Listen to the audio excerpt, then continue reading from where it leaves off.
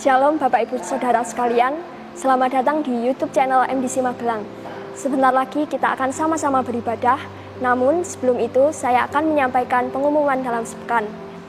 Doa pagi online dilaksanakan setiap hari Selasa sampai dengan Jumat pukul 5 pagi via Zoom dengan ID Zoom di bawah ini.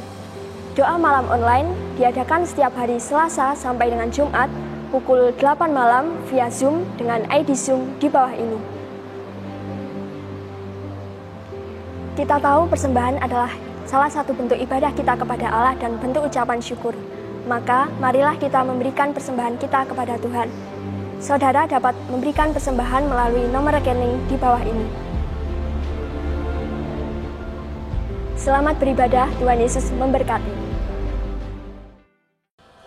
Shalom, selamat pagi Bapak Ibu Saudara dikasih Tuhan. Kembali kita berjumpa di dalam ibadah Hari Raya Minggu. Kita mau bersama-sama memuji-muji Tuhan, Allah yang dahsyat, Allah yang luar biasa dalam kehidupan saudara dan saya, yang telah menunjukkan kasih setianya kepada saudara.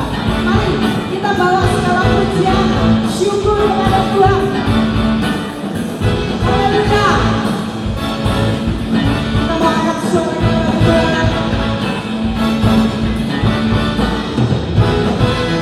Angkatlah suara, puji dan serukan nama Yesus. Angkatkan bebanmu, tak perlu kau lagi perhiasanmu. Gerakkan kaki, semua menari di hadapan Tuhan. Bernarilah dan bertepuk tangan, bersukacitalah, tak perlu kau lagi perhiasanmu. Sekarang nyanyikan kebesarannya, yang kuat dan penuh kuasa. Bersorak-sorai karena kasih-Nya, tak datang melawan kita. Nyanyi bagi Dia. Kita mau nyanyi lagi, angkat suara bagi Tuhan. Yang lain di bawah pujian. Angkatlah suaramu, puji dan serukan nama Yesus. Angkatkan bebanmu, tak perlu kau lagi kebiasaanmu.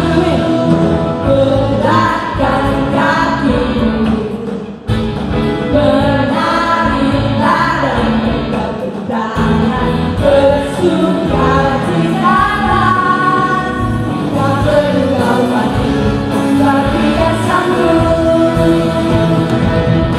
Sekarang nyanyikan kebesarannya, yang kuat dan penuh kuasa. Bersorak-sorai karena kasih-Nya, tak datang melawan kita. Sekarang nyanyikan kebesarannya, yang kuat dan penuh kuasa. Bersorak-sorai karena kasih-Nya, tak datang melawan kita. Nyanyi bagi Dia. Haleluya. Mari kita gerakkan kaki, menari bagi Tuhan. Gerakkan kakimu, menari, menarilah dan bertepuk tangan, bersukacitalah, tak perlu kau lagi kebiasaanmu. Semuanya. Sekarang nyanyikan kebesarannya, yang kuat dan penuh kuasa.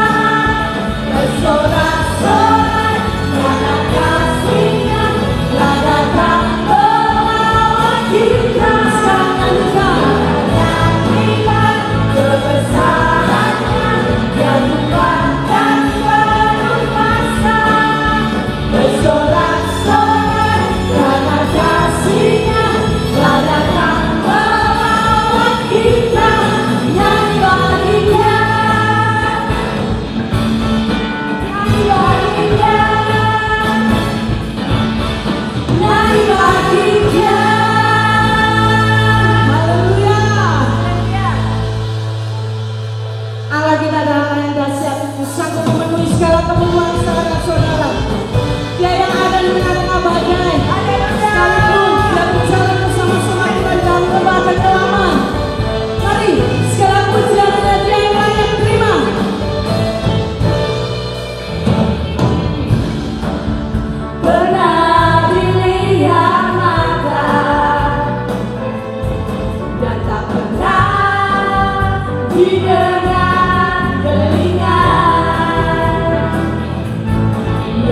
pernah tipu di dalam hati, semua disediakannya bagi yang mengasihi Dia.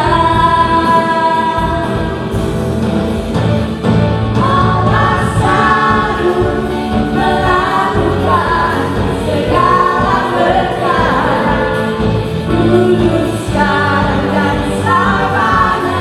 Kuasanya tidak berubah. Allah selalu melakukan segala perkara, dulu, sekarang, dan selamanya. Kuasanya tak berubah. Kita percayakan hidup kita dalam tangan Tuhan yang kuat, Allah yang sanggup. Pernah dilihat mata, tak pernah didengar telinga, yang tak pernah tipu di dalam hati, semua disediakannya bagi yang mengasihi Dia. Katakan bersama-sama, Allah sanggup. Allah sanggup melakukan segala perkara, dulu, sekarang, dan selamanya. Kuasanya tidak berubah. Allah sanggup melakukan segala perkara, dulu, sekarang, dan selamanya. Kuasanya tak berubah. Allah sanggup melakukan segala perkara, dulu, sekarang, dan selamanya. Kuasanya tidak berubah. Allah sanggup melakukan segala perkara, dulu, sekarang, dan selamanya. Kuasanya tak berubah. Dulu, sekarang, dan selamanya. Dulu, sekarang, dan selamanya. Dulu, sekarang, dan selamanya. Kuasanya tak berubah. Sembari kita percaya kepada Engkau Tuhan, Allah yang sanggup memberkati kami, Allah yang menyertai kami, Allah yang setia dalam hidup kami. Terpujilah Tuhan. Haleluya. Biar sukacita Tuhan curahkan melimpah pagi hari ini di tengah-tengah Bapak Ibu Saudara.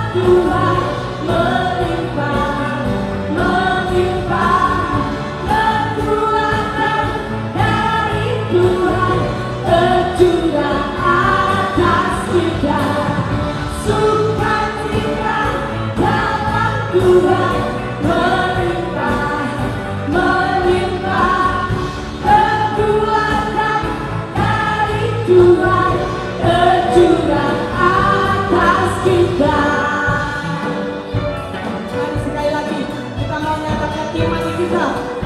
Di dalam Tuhan tidak ada mustahil. Kita tidak mau izinkan ketakutan menguasai hati dan pikiran. Nyatakan bersama-sama. Takkan ku izinkan ketakutan, karena imanku pada Yesus Tuhan. Tak ada alasan tawar hati, karena Yesus ada di sini. Ku percaya firman Tuhan sanggup menghidupkan dan berikan sukacita dalam Tuhan melimpah, melimpah kekuatan dari Tuhan tercurah atas kita. Sukacita dalam Tuhan melimpah, melimpah kekuatan dari Tuhan tercurah atas kita. Haleluya. Kita mau bersyukur bersama-sama di hadapan Tuhan. Terima kasih Yesus.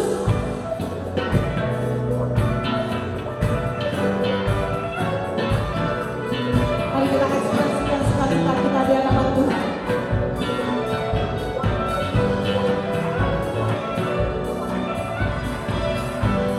Haleluya.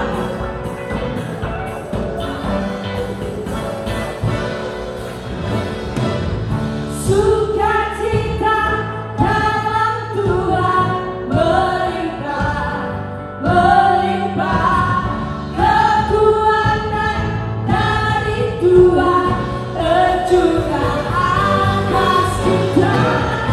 Sukacita dalam Tuhan melimpah, melimpah kekuatan dari Tuhan tercurah atas kita, tercurah atas kita, tercurah atas kita. Terimalah sukacita dalam imanmu, sukacita di dalam Tuhan. Haleluya. Terima kasih Yesus. Haleluya. Haleluya, haleluya. Saudara, di tengah badai sekalipun, saat kita tidak melihat jalan sekalipun, saat kita ada dalam lembah kekelaman sekalipun, mari biar iman kita tetap percaya bahwa Dia adalah Allah yang setia. Bukankah firman-Nya selalu digenapi di dalam hidup saya dan saudara? Oleh karena itu tidak ada alasan untuk kita takut, tidak ada alasan untuk kita khawatir. Memiliki Allah yang dahsyat, Allah yang berkuasa, Allah yang besar seperti Tuhan Yesus. Biar pagi hari ini dengan iman kita berkata, aku percaya Tuhan, firman-Mu selalu digenapi. Aku percaya Tuhan, bukan karena melihat apa yang terjadi di sekeliling kami, tapi karena kami percaya firman-Mu tidak pernah berubah. Haleluya. Mari kita nyanyikan di hadapan Tuhan bahwa kekuatan firman-Nya yang akan meneguhkan setiap kehidupan saya dan saudara.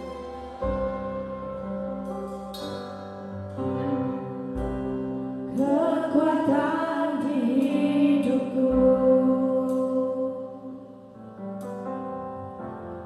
ku dapat di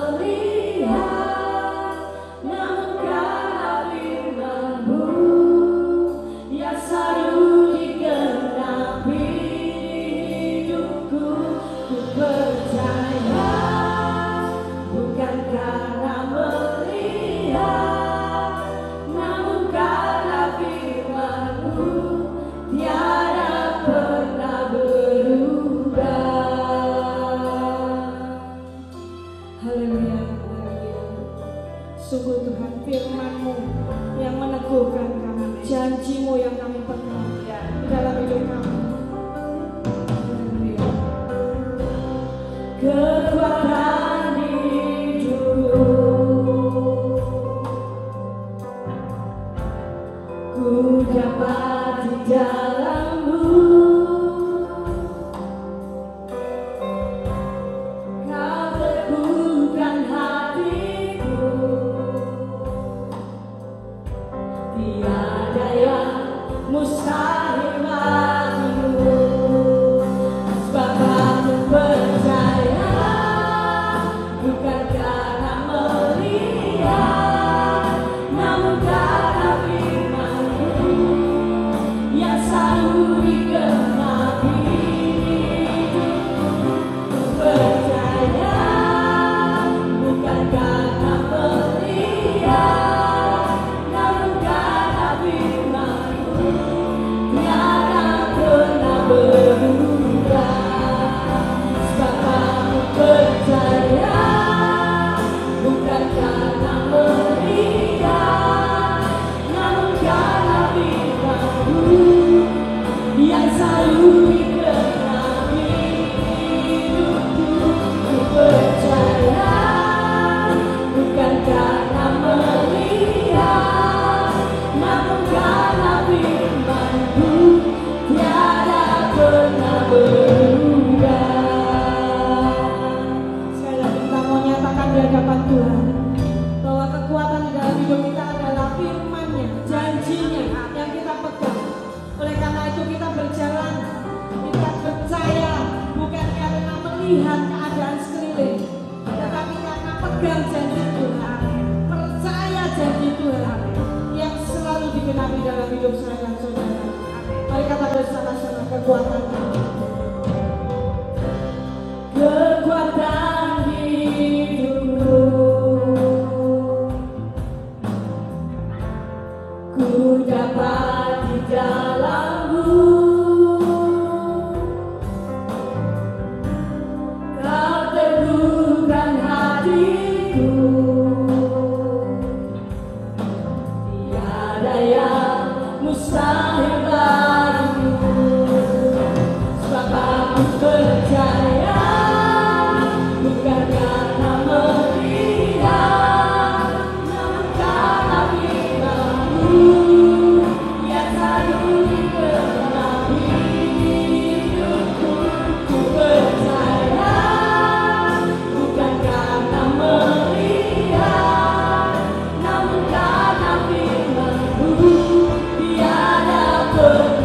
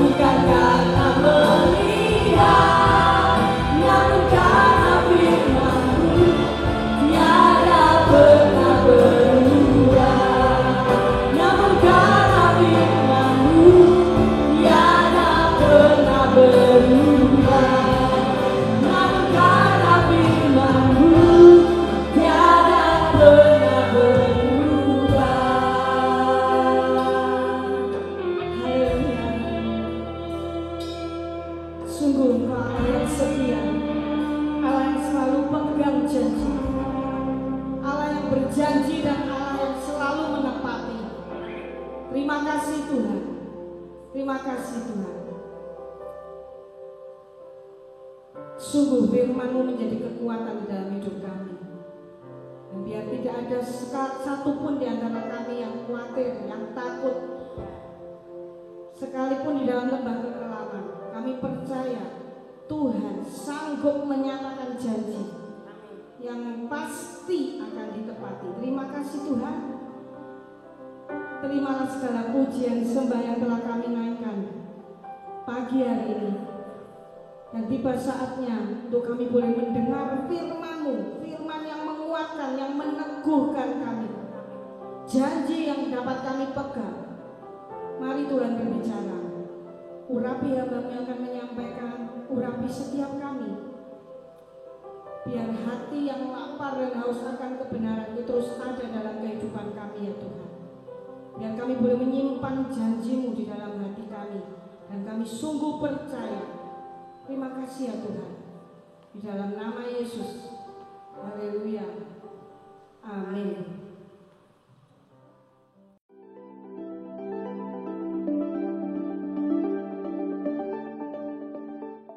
Silakan duduk Bapak Ibu saudara-saudari yang saya kasih. Selamat pagi semuanya.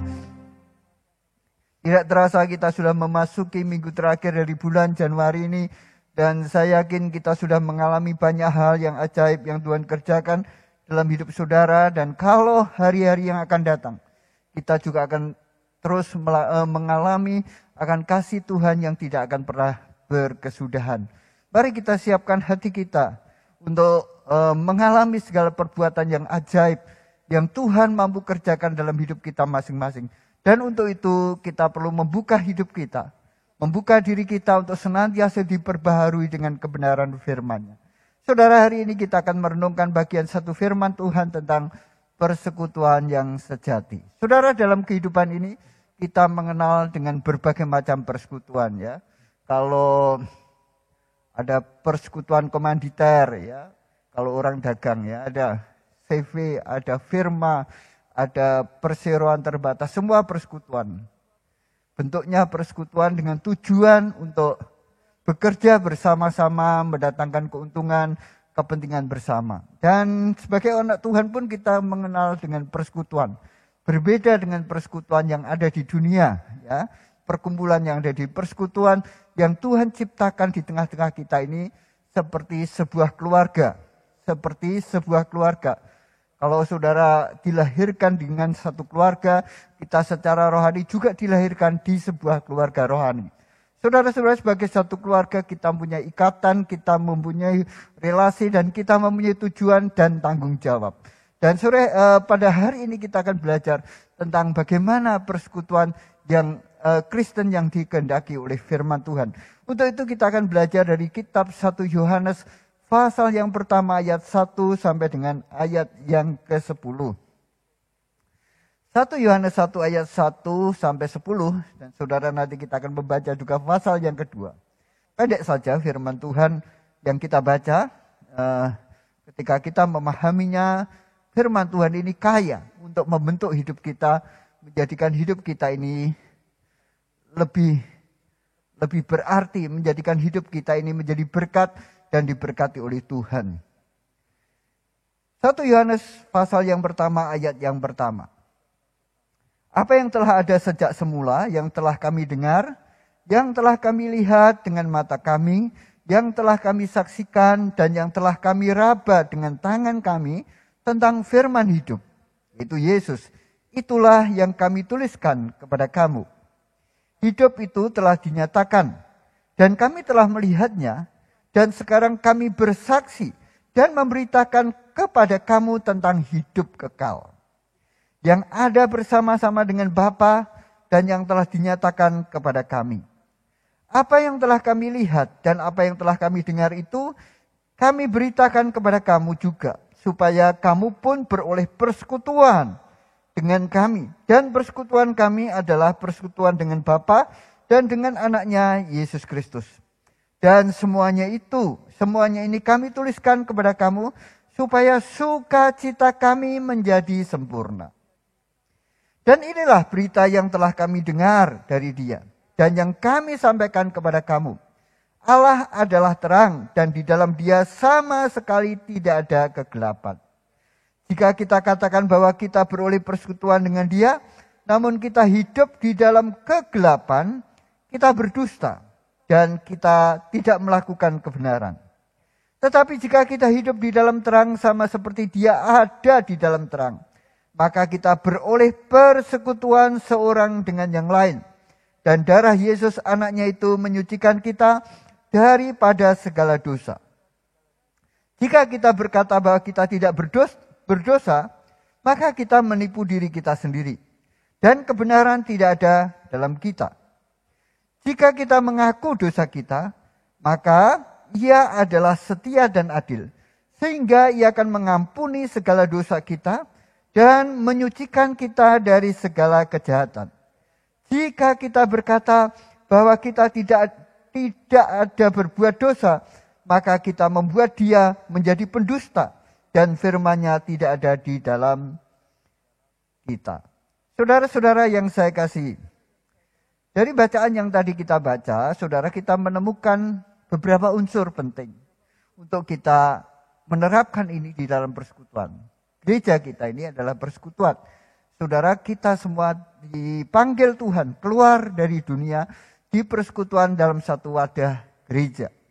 Sebagaimana saudara dilahirkan sebagai suatu keluarga secara jasmani, demikian juga seperti tadi saya katakan, kita menjadi keluarga rohani di gereja semacam ini. Nah, saudara-saudaraku, ada beberapa hal penting agar persekutuan itu menjadi persekutuan yang bermakna dan melahirkan sukacita. Tidak jarang orang pergi ke gereja zaman sekarang ini seperti orang pergi ke teater, nonton pertunjukan. Datang untuk menikmati sebuah pertunjukan atau menikmati nyanyian atau menikmati khotbah atau menikmati apa saja. Dan setelah itu mereka pulang masing-masing ke rumahnya masing-masing tanpa ada ikatan apapun satu dengan yang lain. Atau seperti orang nonton bola, atau seperti orang nonton apapun juga, atau seperti kelompok arisan. Atau seperti orang join dagang. Kalau dia menguntungkan semuanya baik, dia mau ada kepentingannya, tapi kalau dia ada kepentingannya dia tidak mau. Tapi bukan demikian yang dimaksudkan oleh Tuhan ketika Tuhan memanggil kita menjadi sebuah keluarga rohani. Tuhan mempunyai maksud yang lebih besar, lebih indah, lebih mulia, dan lebih kekal daripada semuanya itu.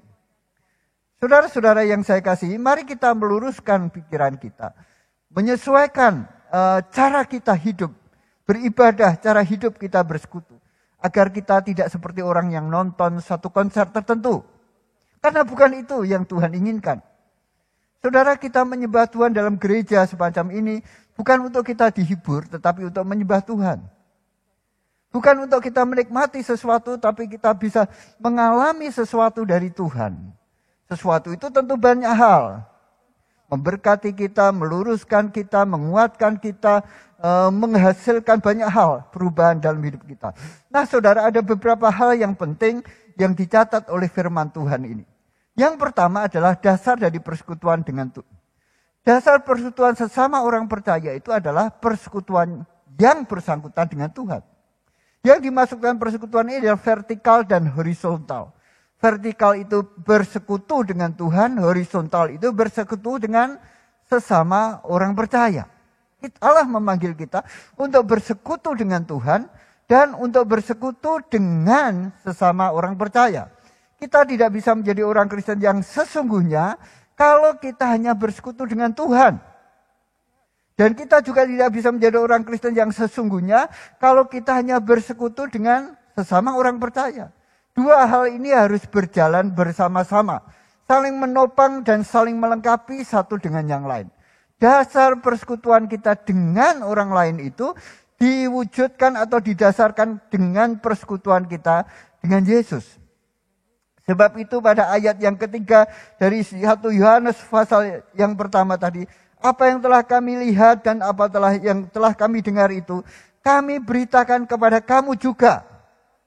Supaya kamu pun beroleh persekutuan dengan kami. Dan persekutuan kami adalah persekutuan dengan Bapa dan dengan anaknya Yesus Kristus. Jadi Rasul Yohanes itu memberitakan tentang Yesus. Tentang apa yang telah dilihat, dia dengar, dia alami dalam perjalanannya bersama Yesus itu diberitakan kepada orang lain, kepada orang-orang ini supaya mereka bisa percaya Yesus. Dan karena mereka percaya Yesus maka mereka beroleh persekutuan dengan Rasul Yohanes, tetapi juga dengan Allah Bapa dan putranya Yesus Kristus.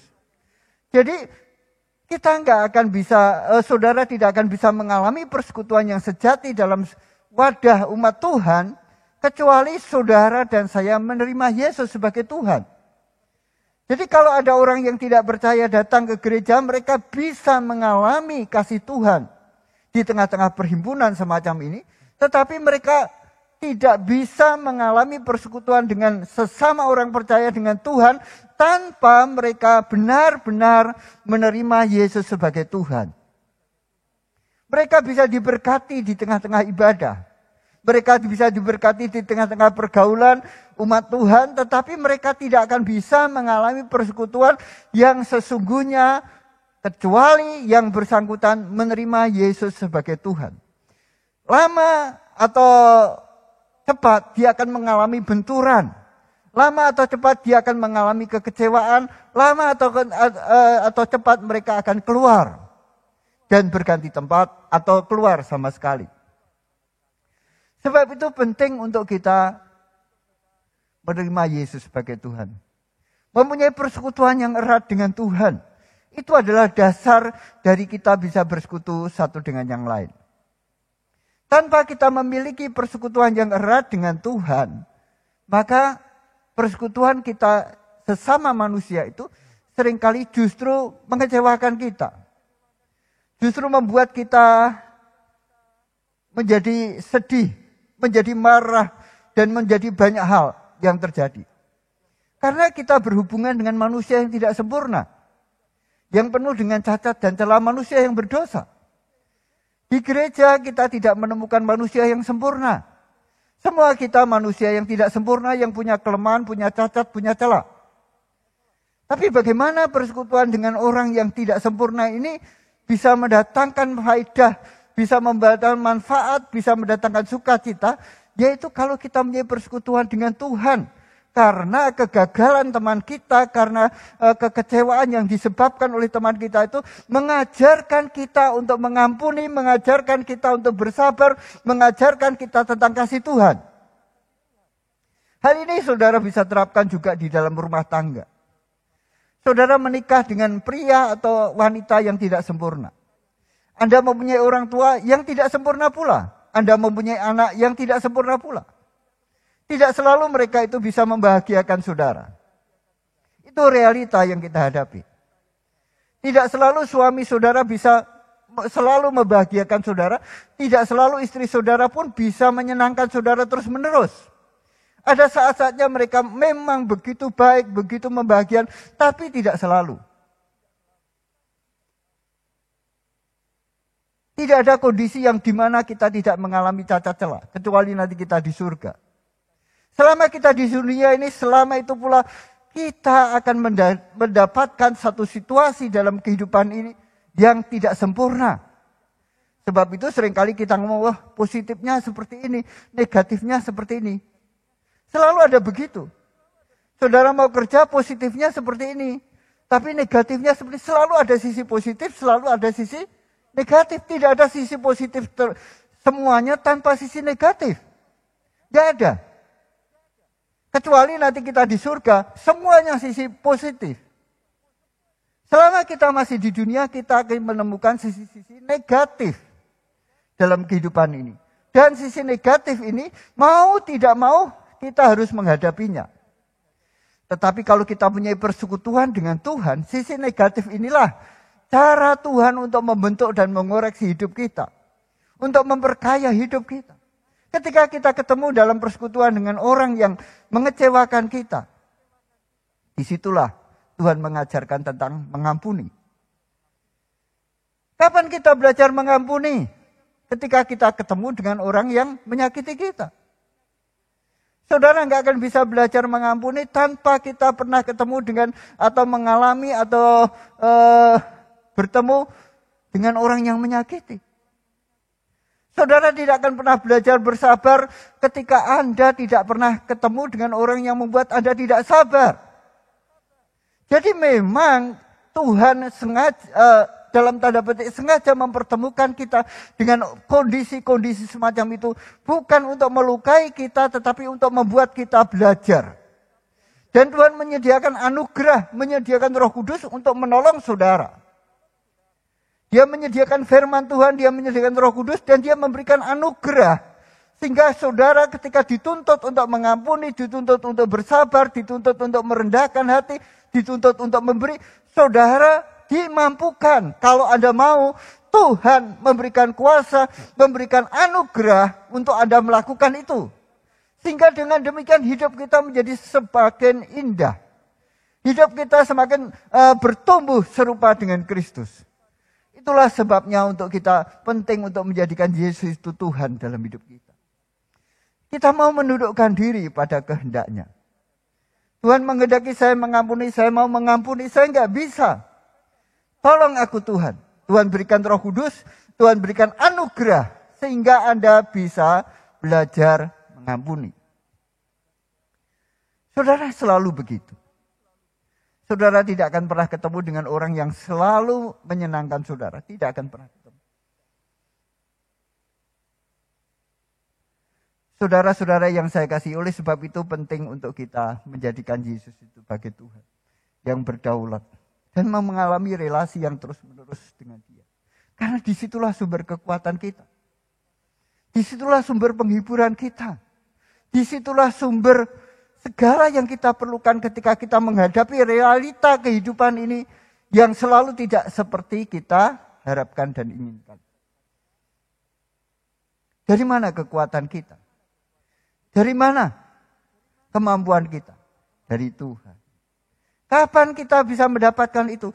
Ketika kita menjalin relasi yang erat dengan Tuhan. Ketika kita mau mentaati firman-Nya. Unsur pertama, untuk kita bisa mengalami persekutuan yang sejati adalah masing-masing kita harus menjadikan Yesus sebagai Tuhan. Dan membangun relasi yang erat dengan Tuhan. Bersedia dibentuk oleh Tuhan. Karena pembentukan Tuhan inilah yang menjadikan hidup kita ini lebih indah, lebih mulia, lebih bermakna. Yang kedua, di samping kita harus menjadikan Yesus sebagai Tuhan, kita masing-masing harus hidup di dalam terang. Ayat 5 sampai dengan ayat yang ke-10 dari 1 Yohanes pasal yang pertama. Dan inilah berita yang telah kami dengar dari Dia dan yang kami sampaikan kepadamu adalah terang, dan di dalam Dia sama sekali tidak ada kegelapan. Jika kita katakan bahwa kita beroleh persekutuan dengan Dia, jika kita mengatakan bahwa saya bersekutu dengan Tuhan, namun kita hidup dalam kegelapan, kita berdusta. Kita tidak melakukan kebenaran. Jadi kalau saya ngomong saya bersekutu, punya persekutuan yang erat dengan Tuhan, namun dalam realitanya saya hidup dalam kegelapan, maka sesungguhnya saya berdusta. Saya tidak mengalami persekutuan yang sejati dengan Tuhan. Allah itu terang dan di dalam Dia sama sekali tidak ada kegelapan. Jadi kalau kita mau mengalami persekutuan yang erat dengan Tuhan dengan orang lain, maka masing-masing kita harus bersedia untuk menjadi pelaku firman, mentaati firman. Ayat 6 dan ayat yang ke-7. Jika kita katakan bahwa kita boleh persekutuan dengan Dia, namun kita hidup dalam kegelapan, kita berdusta dan tidak melakukan kebenaran.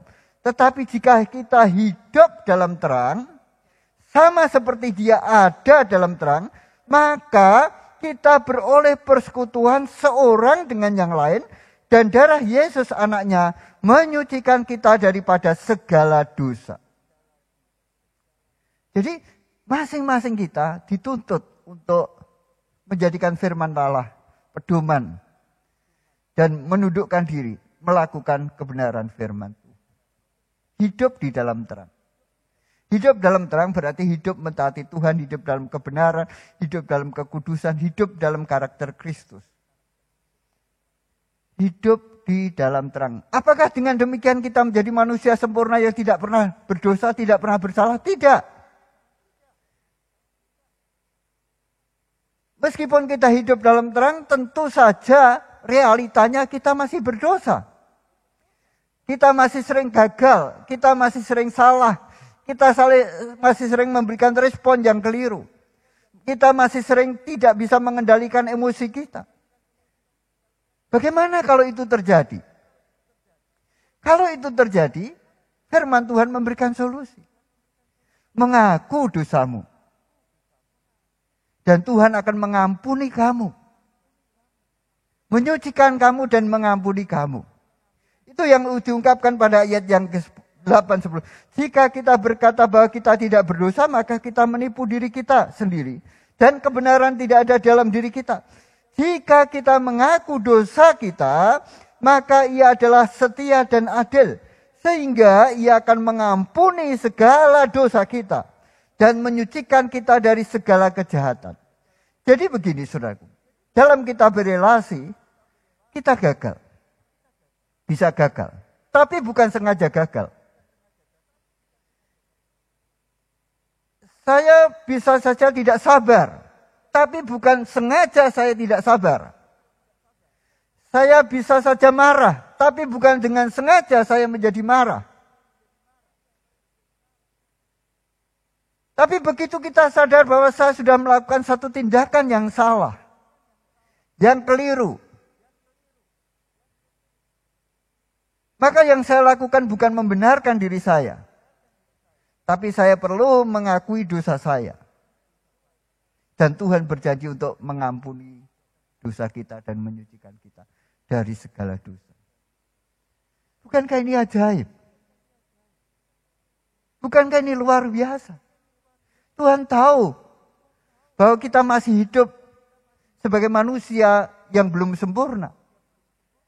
Kita masih gagal dalam memperlakukan anak kita, orang tua kita, istri kita, suami kita. Tapi ketika Tuhan menegur kita, menunjukkan kegagalan yang kita lakukan itu. Apa yang kita lakukan? Kita pura-pura tidak tahu? Kita membuat alasan pembenar, ya gara-gara kamu gini, gara-gara kamu gitu. Mungkin saja benar gara-gara dia begini, gara-gara begitu. Tetapi reaksi kita adalah tanggung jawab kita.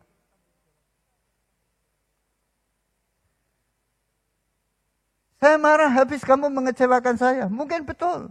Dia mengecewakan dan Anda merasa berhak untuk marah. Tapi marah yang melampaui batas tertentu adalah reaksi saudara dan tanggung jawab saudara. Tanggung jawab saya. Orang lain mungkin men-trigger reaksi negatif kita. Orang lain mungkin men-trigger dosa kita. Tetapi perbuatan dosa kita adalah tanggung jawab kita.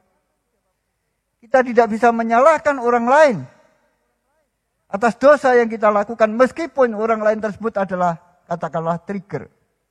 Penyebab. Langsung atau tidak langsung. Tapi itu tanggung jawab saya. Tanggung jawab kita. Dan apa yang harus kita lakukan? Mengaku di hadapan Tuhan dan bertobat. Dan Tuhan dengan murah hati menyucikan kita dan mengampuni kita dari segala dosa. Bukankah ini indah, saudara? Inilah hidup dalam terang. Tuhan tidak menuntut kita sempurna, tetapi Tuhan tidak membiarkan kita sebagaimana adanya. Tuhan ingin membangun satu kehidupan yang lebih baik dan terus-menerus menjadi lebih baik. Dan Tuhan selalu memberikan pengampunan dan kemampuan untuk kita menjadi lebih baik. Hidup di dalam terang. Jadi, kalau kita bersekutu dengan sesama kita dan saudara melakukan sesuatu yang salah, apa yang harus saudara lakukan? Ya minta ampun kepada Tuhan. Bertobat kepada Tuhan. Dan kalau itu merugikan teman saudara, ya Anda mesti ngomong sama dia. Oh, saya sudah bertobat sama Tuhan. Tapi enggak pernah say sorry dengan teman yang saudara lukai. Saudara harus membereskan dua belah. Ketika kita berdosa, kita melukai hati Tuhan. Dan kalau dosa itu menyangkut orang lain, kita melukai orang lain. Jadi apa yang kita bereskan relasi kita dengan Tuhan dengan pertobatan dan pengakuan kita. Dan dengan orang lain, kita perlu ngomong, minta maaf, minta mengakui kesalahan kita. Baru di situ, saudaraku, relasi yang indah itu bisa terjadi. Saudara, itu harus terjadi dalam gereja. Tapi saudara, itu juga harus terjadi dalam keluarga Anda masing-masing. Suami saudara, istri saudara, anak saudara, orang tua saudara, kakak saudara, adik saudara, bisa saja berbuat salah. Atau saudara sendiri melakukan kesalahan terhadap mereka. Apa yang harus dilakukan? Kalau kita melakukan kesalahan, Tuhan tegur kita, Tuhan nyatakan itu dalam firman-Nya. Ya kita mesti dengan rendah hati dan jujur mengaku di hadapan Allah. Dan kalau itu merugikan yang bersangkutan, kita mesti membereskan dengan yang bersangkutan. Saudara-saudara yang saya kasih, hidup di dalam terang. Itulah hidup di dalam terang. Yang ketiga, hidup di dalam kasih. Hidup dalam terang, hidup dalam kasih itu kait-mengkait. Kalau kita hidup dalam terang, kita akan hidup dalam kasih. Karena kasih adalah dasar untuk kita hidup di dalam terang. Kita akan membaca di dalam 1 Yohanes pasal yang kedua. 1 Yohanes pasal yang kedua, ayat 7 sampai dengan ayat yang ke-11. Berbunyi demikian. Tetapi jika kita hidup dalam terang, sama seperti Dia ada dalam terang, maka kita beroleh persekutuan. Ini pasal yang pertama. Pasal yang kedua, ayat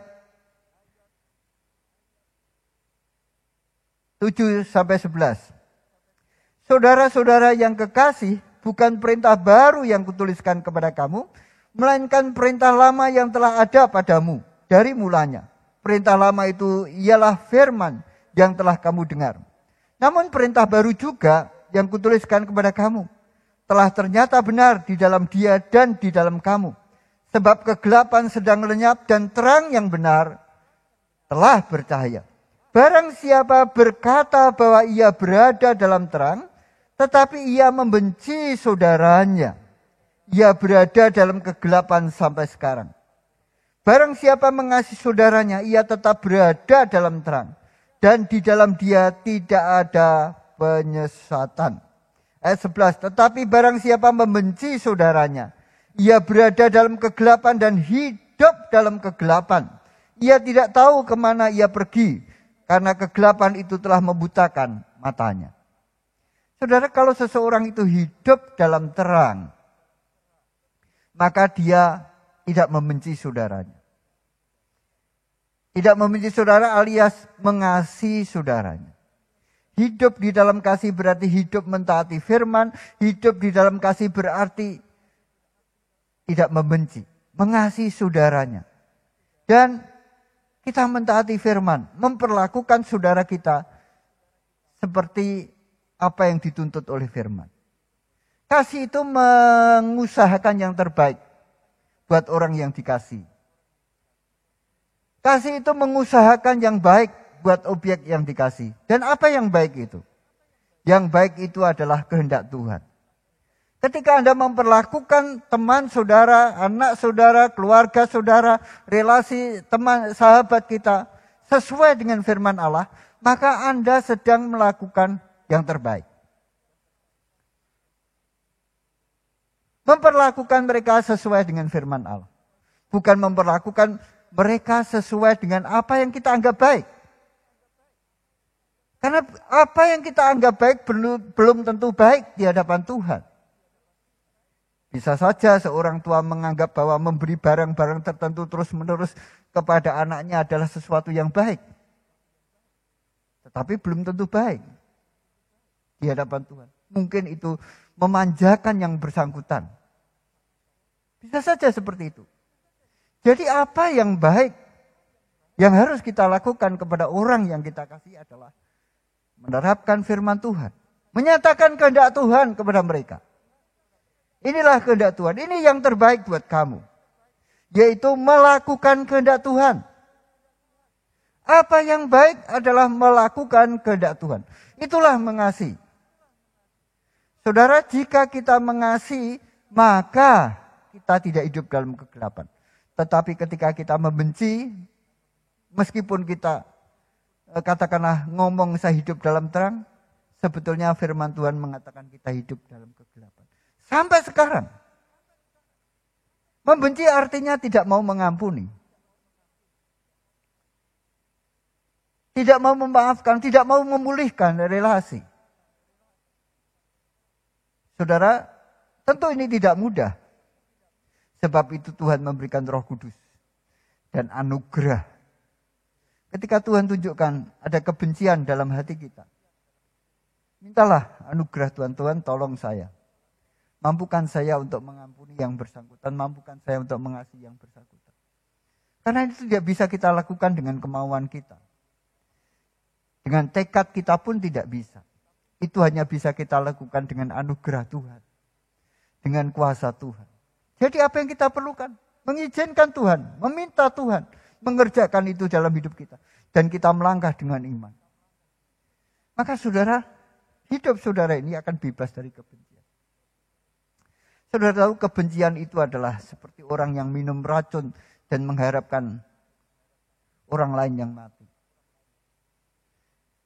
Kalau saya benci dengan si A, saya mengharapkan si A mengalami malapetaka, si A mengalami bencana. Tapi yang meminum racun itu saya. Kebencian itu racun. Semakin Anda membenci, yang tersiksa bukan orang yang Anda benci, tetapi Anda yang membenci. Semakin kita pahit dengan seseorang, yang tersiksa bukan orang di mana Anda sedang pahit, tetapi Andalah yang tersiksa.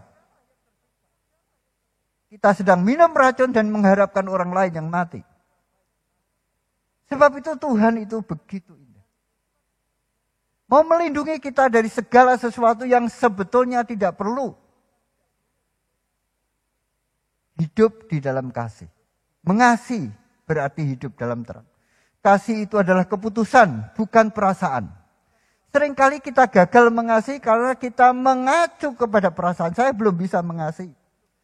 Perasaanku masih marah, perasaanku masih kecewa, perasaanku masih ini, perasaanku masih begitu. Bukan. Kasih itu keputusan. Saya memutuskan untuk mengasihi. Kalau Anda memutuskan untuk mengasihi, perasaan saudara akan mengikuti keputusan saudara. Putuskan. Segala sesuatu dalam hidup ini sesuai dengan firman. Kalau Anda memutuskan, perasaan saudara akan mengikuti keputusan saudara. Tapi kalau Anda tidak memutuskan, perasaan saudara yang memandu keputusan saudara. Seringkali orang memutuskan sesuatu berdasarkan perasaan, bukan berdasarkan kebenaran. Kalau kita memutuskan sesuatu berdasarkan perasaan, kita tidak akan mencapai kebenaran. Karena perasaan kita belum tentu benar. Kadang-kadang benar, kadang-kadang salah. Tapi kalau emosinya tinggi, pasti perasaannya salah. Hampir 90%. Putuskan, perasaan saudara akan mengikuti. Saudara hidup dalam kasih. Saya memutuskan untuk mengasihi. Saya memutuskan untuk mengampuni. Saya memutuskan untuk bermurah hati, saya memutuskan untuk apa saja. Ketika Anda dengar firman, saudara baca firman, timbul kehendak untuk melakukan firman, putuskan. Kemauan saudara, perasaan saudara akan mengikuti keputusan saudara. Bapak Ibu Saudara sekalian, putuskan untuk mengasihi. Mengasihi. Sebab itu dalam firman Tuhan seringkali mengatakan saling melayani, saling memulihkan, saling membangun. Dan kalau saudara belajar hidup berjemaat, ada 30 kata saling di dalam perjanjian baru saja. Menunjukkan relasi di mana kita ini saling memberkati, saling membangun, saling menopang, saling menghibur, saling mendoakan, saling memperhatikan. Berbagai macam kata saling itu Harus kita terapkan. Baru itu persekutuan yang sejati. Bukan saling membinasakan, saling membenci, bukan. Ya. Terakhir, hidup dalam kasih itu berarti kita lebih banyak memberikan anugerah dibandingkan menuntut keadilan. Lebih banyak memberikan anugerah daripada menuntut keadilan.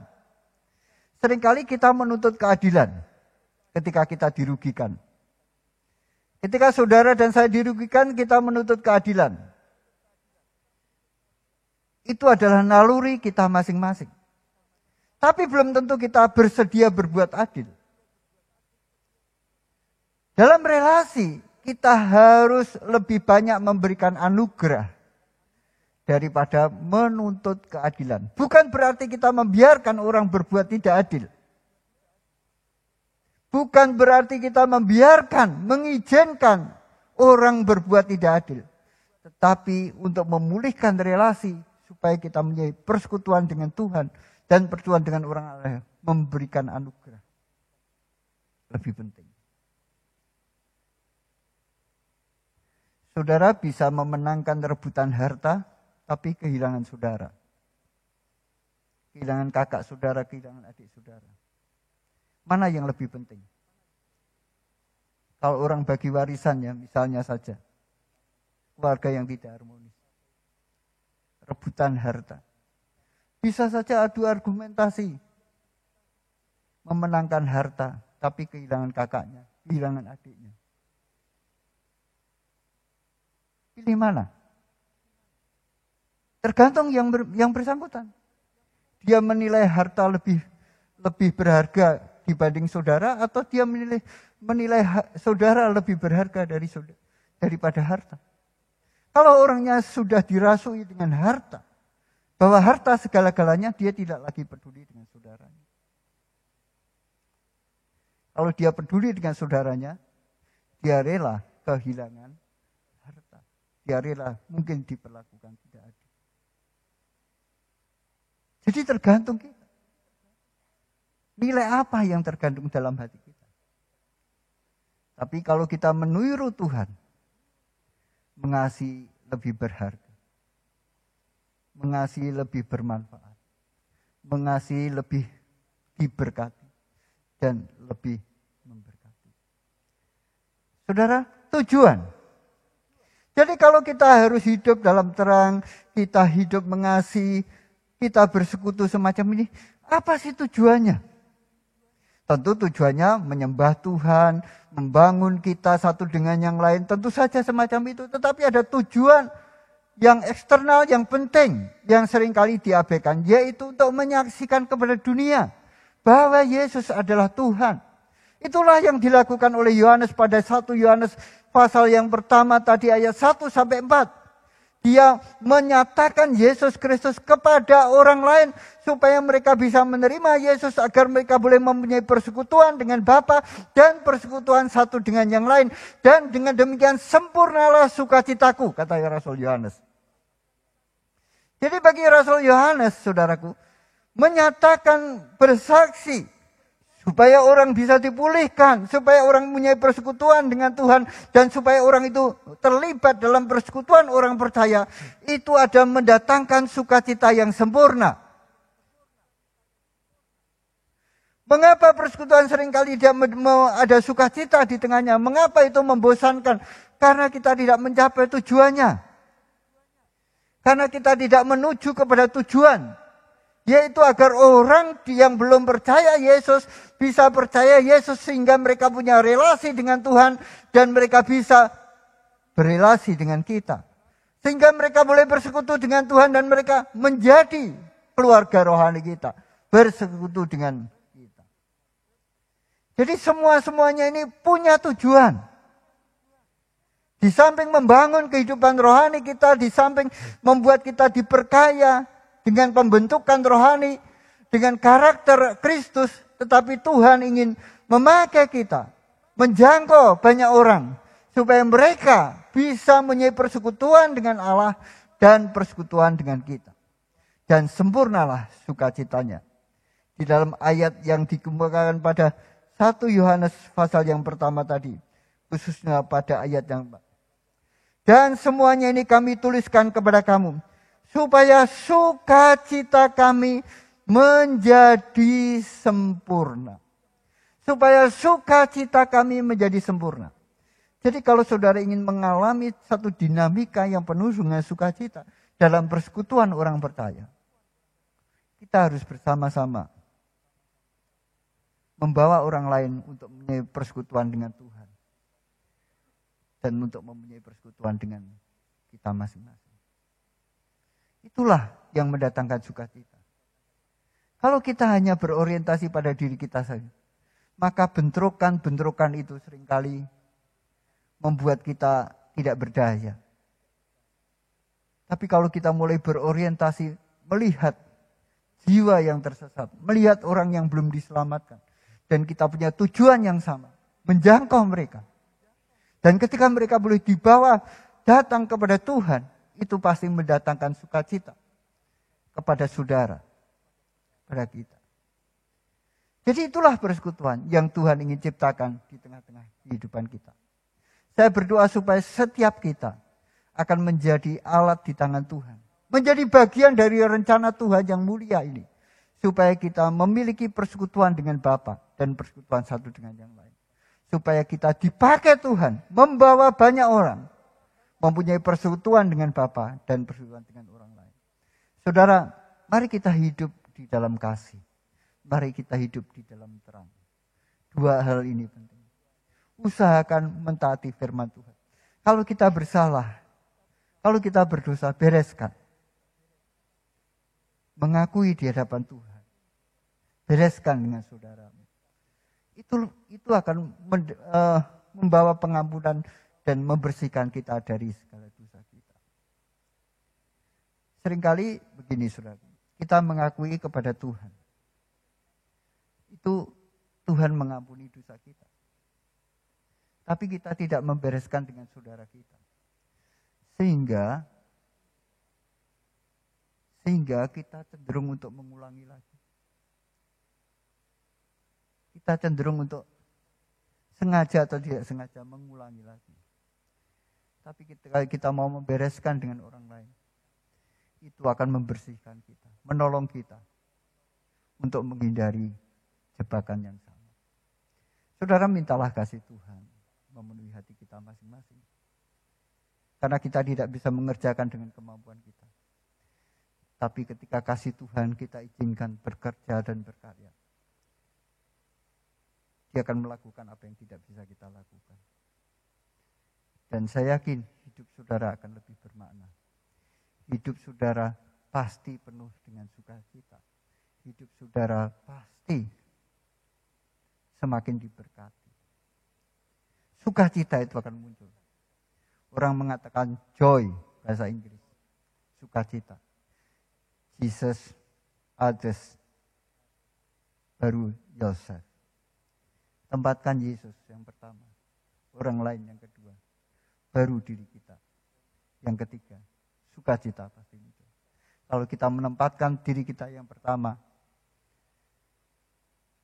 Yesus nomor 2, orang lain nomor 3, atau kita balik-balik, saudara tidak akan bisa menikmati sukacita.